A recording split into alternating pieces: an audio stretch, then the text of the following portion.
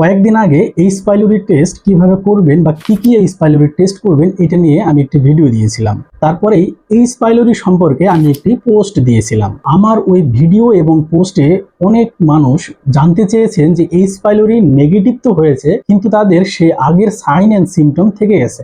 Maximum মানুষের same question ছিল যে এইচ পাইলোরি পজিটিভ আসছে, ট্রিপল ডোজ অ্যান্টিবায়োটিক নিয়েছি, এইচ পাইলোরি নেগেটিভও আসছে, কিন্তু আগের সাইন সিমটম এখনো থেকে গেছে। যেমন গ্যাস, পেট ফাঁপা, খাবার না খেয়ে পেট ভরা ভরা ভাব, খাবার হজমে অস্বস্তি, আবার কখনো লুজ মোশনের মতো সমস্যাও হচ্ছে। সবার কমন একটাই প্রশ্ন ছিল, আমার তো এইচ পাইলোরি নেগেটিভ আসছে, তাহলে আমার পেট আগের মতো নর্মাল হলো না কেন? সবাইকে সাধ্যমতো রিপ্লাই দিয়েছি। রিপ্লাই দেওয়ার পরে আমি স্টাডি করা শুরু করলাম। আমার মনে হয়েছে যে আমার একটু স্টাডি করাতে যদি অনেক মানুষের উপকার হয় তাহলে সেটাই করি। আমি তো ডাক্তার না, আমি একজন মেডিকেল টেকনোলজিস্ট। আমার কাজ হলো রোগ নির্ণয় করা। আমি আপনাদের চিকিৎসা দিতে পারবো না বা প্রেসক্রাইব করতে পারবো না, এটা আমার রাইটসে নেই। স্টাডি করে আমি কি পেলাম সেই বিষয়ে আপনাদের সাথে একটু আলোচনা করি। আশা করছি আপনাদের অনেক উপকার হবে। এই ভিডিওটি একটু লম্বা হতে পারে, তাই ধৈর্য সহকারে ভিডিওটি দেখুন অথবা সেভ করে রাখুন বা শেয়ার করে রাখুন, যেন পরবর্তীতে আপনি আবার দেখতে পারেন। এইচ পাইলোরি পজিটিভ হওয়ার পরে নেগেটিভ,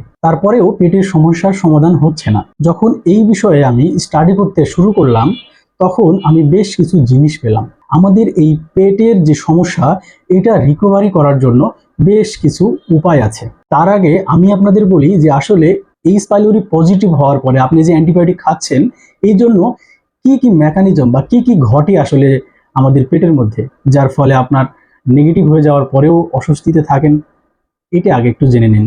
আমাদের যে জিআই ট্র্যাক আছে, মানে গ্যাস্ট্রো ইন্টেস্টাইনাল ট্র্যাক, এটা শুধু খাবার হজম করার জায়গা না। এই জিআই ট্র্যাকে হাজার রকমের নর্মাল ফ্লোরা থাকে বা এমন ধরনের ব্যাকটেরিয়া থাকে যে ব্যাকটেরিয়াগুলো আমাদের শরীরে ঠিকই থাকে এবং আমাদের উপকার করে, কোনো ক্ষতি করে না, বরঞ্চ তারা আমাদের গাট হেলথকে আরো সুন্দর করে রাখার জন্য কাজ করে। এরা মূলত ডাইজেশন, মেটাবলিজম এবং ইন্টেস্টাইনাল ইকোসিস্টেমের সাথে জড়িত। ধরুন আপনার এইচ পাইলোরি পজিটিভ আসছে, এখন ডাক্তার আপনাকে অ্যান্টিবায়োটিক দিয়েছে, আর এই এইচ পাইলোরি এটা কোনো সাধারণ ব্যাকটেরিয়ার মতো না। ম্যাক্সিমাম অ্যান্টিবায়োটিক এই এইচ পাইলোরি রেজিস্ট্যান্ট থাকে। এইচ পাইলোরিটা একটি জেদি ব্যাকটেরিয়া। নেগেটিভ হতে অনেক পাওয়ারফুল অ্যান্টিবায়োটিক প্রয়োজন হয়, অনেক সময় ট্রিপল ডোজেরও প্রয়োজন হয়। তো ডক্টরের পরামর্শ অনুসারে আপনি অ্যান্টিবায়োটিক খেলেন। যেহেতু আপনি পাওয়ারফুল অ্যান্টিবায়োটিক খেয়েছেন, ইন্টেস্টাইনে বা জিআই ট্র্যাকে যে নর্মাল ফ্লোরা বা ভালো ব্যাকটেরিয়াগুলো ছিল তারা মূলত ক্ষতিগ্রস্তের মধ্যে পড়ে। এক কথায় বলতে গেলে এইচ পাইলোরিকে যখন মারার জন্য অ্যান্টিবায়োটিক খান, ঠিক তখন এইচ পাইলোরি ব্যাকটেরিয়ার সাথে সাথে আমাদের ইন্টেস্টাইনের অনেক ভালো ব্যাকটেরিয়াগুলো মারা যায় বা ক্ষতিগ্রস্ত হয়ে যায়, যার কারণে স্টমাকের যে নর্মাল ফাংশন বা জিআই ট্র্যাকের যে নর্মাল ফাংশন সেটা সঠিকভাবে সে করতে পারে না। কি হতে পারে? ব্লোটিং, গ্যাস, ডায়রিয়া, কনস্টিপেশন এবং অ্যাবডোমিনাল ডিসকমফোর্ট হতে পারে। আপনি খাননি তারপরও পেট ভরা ভরা লাগছে, এরকম হতে পারে। তবে সবার ক্ষেত্রে কিন্তু এই বিষয়টা সেম হয় না, অনেকের ক্ষেত্রে এরকম হতে পারে। এটা ডিপেন্ড করবে আপনার শরীরে ইমিউনিটি সিস্টেম কেমন। যাদের স্ট্রং ইমিউনিটি সিস্টেম তাদেরও ক্ষতি হয়, কিন্তু এটা আপনার এইচ পাইলোরি নেগেটিভ ঠিক হয়ে যায় আস্তে আস্তে। তাহলে এখান থেকে রিকভারি কিভাবে করবেন, এটার জন্যই মূলত আপনি অপেক্ষা করছেন। রিকভারি সাপোর্টের জন্য আমি কোনো ম্যাজিক ফুডের নাম বলতে পারবো না, কারণ এমন কোনো খাবার নেই যে খাবার আপনি আজকে খাবেন আজকেই আপনি সুস্থ হয়ে যাবেন, এরকম বিষয় না। আর রাতারাতি ভালো হওয়ার কোনো প্রমাণও নাই চিকিৎসা বিজ্ঞানে। আমি আপনাকে যেই পরামর্শগুলো দিচ্ছি এগুলো একটা প্রসেস বা একটা সিস্টেম। আপনার যে জিআই ট্র্যাকে অ্যান্টিমাইক্রোবিয়াম বা নর্মাল ফ্লোরা যারা আছে তারা আবার আগের অবস্থায় ধীরে ধীরে ফিরে আসবে। তখন আপনি আপনার যে অস্বস্তি ভাব আছে সেই অস্বস্তি ভাব থেকে আস্তে আস্তে সুস্থতা লাভ করবেন। তাহলে এরকম কি ফুড আছে যে ফুডগুলো আপনার গাট হেলথ রিকভারি করতে পারে? এক নম্বরে হচ্ছে সিয়াসিড।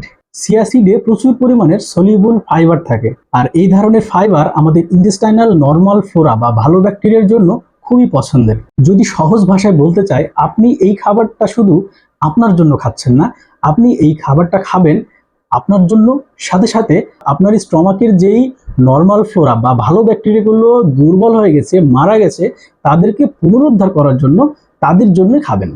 এটা মূলত তাদের খাবার। আবার ভাবতে পারেন একদিনে বেশি করে খেলে হয়তো আপনি দ্রুত সুস্থ হবেন, বিষয়টা এরকম না। বেশি করে খেলে আপনার ভমিটিং হতে পারে বা অস্বস্তি লাগতে পারে, পরিমিত আপনাকে খেতে হবে। রাতের বেলা 1 চামচ চিয়া সিড 1 গ্লাস পানিতে ভিজিয়ে রাখবেন, সকালবেলা সেই পানি সহ চিয়া সিডের যে জেলি ভাবটা আসবে একবারে সেটি খেয়ে নেবেন, এটাই সঠিক নিয়ম। নাম্বার 2, তিসি বা ফ্ল্যাক্সিড। তিসি অত্যন্ত গুরুত্বপূর্ণ একটি ওমেগা 3 ফ্যাটি অ্যাসিড সমৃদ্ধ ফাইবার ফুড, যেটি আপনার স্টমাকের ভালো ব্যাকটেরিয়াদের খুবই পছন্দের একটি খাবার। এই ভেজানো তিসি আপনার প্রতিদিনের খাবারের একটি অংশ হতে পারে। এটা শুধু যাদের এইচ পাইলোরি পজিটিভ আসছে তারাই খাবেন বিষয়টা তা না, এটা যে কোনো মানুষেরই আগে থেকেই খাওয়া ভালো। তিসি ভেজানো পানি আপনার স্টমাক হেলথকে অনেক ভালো রাখবে, হজমে সহায়তা করবে, আপনার শরীরে পুষ্টি যোগাবে, খাবার যেন সুন্দরভাবে হজম হয়ে সেই খাবারের যে পুষ্টিগুণ সেই পুষ্টিগুণ যেন সারা শরীরে ডিস্ট্রিবিউট হয়, এর জন্য এই খাবারগুলার খুবই গুরুত্বপূর্ণ একটি ভূমিকা আছে। তবে একটা ভুল বুঝবেন না, সেটি হলো আমি যেই ফুডের বা আমি যেই খাবারগুলোর নাম বলছি সেই খাবার দিয়ে কখনো এইচ পাইলোরি ব্যাকটেরিয়া মারা যাবে না। এইচ পাইলোরি ব্যাকটেরিয়া তো আপনি অ্যান্টিবায়োটিক দিয়েই মারবেন। সহজ কথায় বলতে এগুলো হলো আপনার রিকভারি সাপোর্টিং ফুড। নাম্বার 3, এখানে আছে ওটস এবং fibre rich food. Oats, barley, vegetable এই খাবারগুলোতে প্রচুর পরিমাণে ফাইবার থাকে। এই ফাইবারগুলোর একটি অংশ গার্ড ব্যাকটেরিয়া ফার্মেন্ট করে শর্ট চেইন ফ্যাটি অ্যাসিড তৈরি করে, বিশেষ করে বিউটারেট ইন্টেস্টাইনাল ব্যারিয়ার ফাংশনের জন্য অত্যন্ত গুরুত্বপূর্ণ। তাই শুধু প্রোবায়োটিক খাবার না, প্রিবায়োটিক ফাইবারও অনেক গুরুত্বপূর্ণ। 4 নম্বর হলো বিভিন্ন ধরনের শাকসবজি, সবুজ এবং লাল। একই খাবার প্রতিদিন খেতে ভালো না লাগলে আপনি চাইলে শাক, সবজি, ডাল এবং অন্যান্য সহজে হজম হবে এরকম কোনো খাবার আপনি আপনার ডেইলি রুটিনে অ্যাড করতে পারেন, কারণ এই খাবারগুলো আপনার গার্ড ব্যাকটেরিয়াকে শক্তি যোগাবে এবং আপনার জিআই ট্র্যাক, গ্যাস্ট্রো ইন্টেস্টাইনাল ট্র্যাককে খুব সুন্দর রাখবে।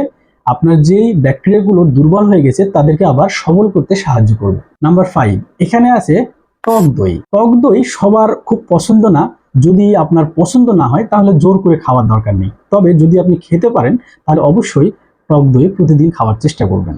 টক দই আপনার শরীরের যে ভালো ব্যাকটেরিয়াগুলো আছে তাদেরকে রিগ্রোথ করতে সাহায্য করবে। এখানে ম্যাক্সিমাম মানুষ শুধু একটি পরামর্শ পেয়ে থাকেন, যখন আপনারা এইচ পাইলোরি পজিটিভ নিয়ে কারো কাছে যাবেন বা কোনো ডক্টরের কাছে যাবেন, তারা আপনাকে প্রোবায়োটিক খাবারের কথা বেশি বলবে।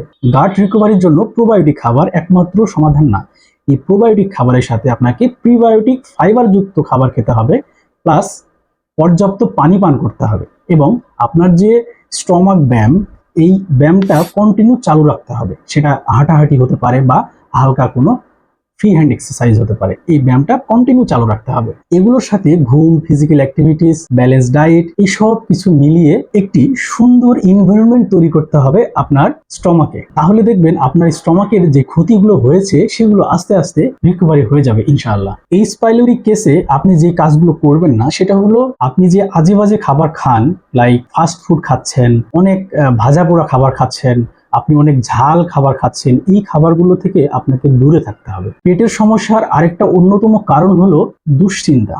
যত বেশি দুশ্চিন্তা করবেন তত আপনার পেটের উপর একটা আলাদা ইফেক্ট পড়বে। এটার সাথে একটা আমাদের ভ্যাগাস নার্ভের একটা সম্পর্ক আছে। অন্য কোনো একদিন এই ভ্যাগাস নার্ভ নিয়ে আলোচনা করবো ইনশাআল্লাহ। অনলাইনে যেই মেডিসিনগুলো বিক্রি হয়, হার্বাল বা বিভিন্ন ধরনের মেডিসিন বিক্রি হয়, এইগুলো থেকে নিজেকে সবসময় দূরে রাখবেন। এইচ পাইলোরি ট্রিটমেন্ট শেষ হয়েছে তার মানে এই না যে এইচ পাইলোরি ব্যাকটেরিয়া আপনার জীবন থেকে চলে গেছে। এইচ পাইলোরি ট্রিটমেন্টের পরে টেস্ট অফ কিউর করা অত্যন্ত গুরুত্বপূর্ণ। আর এই টেস্ট অফ কিউর আপনার অ্যান্টিবায়োটিক শেষ আজকে 4 সপ্তাহ পরে আপনি আবার টেস্ট করবেন এইচ পাইলোরি। সেটা আপনি ইউরিয়া ব্রেথ টেস্টও করতে পারেন অথবা স্টুল অ্যান্টিজেন টেস্টও করতে পারেন। এই যে কোনো একটি টেস্ট করে আপনি কনফার্ম হবেন যে আপনার এইচ পাইলোরি নেগেটিভ হয়েছে কিনা। টেস্ট করার আগে অবশ্যই পিপিআই বা গ্যাস্ট্রিকের যে মেডিসিন, এই মেডিসিনগুলো মিনিমাম 2 সপ্তাহ বন্ধ রেখে তারপরে করবেন। Treatment, gut recovery, test of cure, এই 3টা বিষয়কে আপনাকে আলাদাভাবে দেখতে হবে। খান বায়োটেক, আপনারা সবাই জানেন আমি খান বায়োটেকের প্রতিষ্ঠাতা। আমাদের হট সেলিং প্রোডাক্ট হচ্ছে ওয়েলমেড ডিজিটাল ব্লাড প্রেশার মেশিন। যদি আপনি এই ভিডিও দেখে অর্ডার করেন তাহলে আপনার জন্য ডেলিভারি চার্জ থাকবে সম্পূর্ণ ফ্রি। কমেন্টে আমি এই প্রোডাক্টের লিঙ্ক দিয়ে দিব, চেক করতে ভুলবেন না। এইচ পাইলোরির মেডিসিন খাওয়ার পরে আপনার পেটে যে অস্বস্তি লাগছে এর মানে এই না যে আপনার পেট পুরোপুরি নষ্ট হয়ে গেছে। প্রপার লাইফস্টাইল এবং স্টমাক ফ্রেন্ডলি ফুড দিয়ে এটিকে আবার রিকভারি করা সম্ভব যদি আপনি চান। আর এই চাওয়াটা অবশ্যই মন থেকে হতে হবে।